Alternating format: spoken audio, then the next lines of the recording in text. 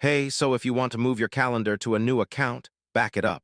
Or bring in events from another system. Yeah, importing and exporting Google Calendar is exactly what you need. In this guide, I'll show you how to import and export Google Calendar step by step. All right, first, open Google Calendar on your browser and click the Settings gear icon.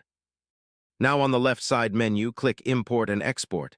This is where all transfers happen. To export, click Export. This downloads a zip file containing your calendar data. After downloading, extract the zip file to access your calendar files. Now to import, click Select File from your computer and upload your calendar file. Select which calendar you want to import the events into so everything goes to the right place. Click Import and wait a few seconds while Google adds your events. Now check your calendar view to confirm that all events have been added correctly. Make sure sync is enabled so your imported or exported changes appear on all devices. And yeah, that's it.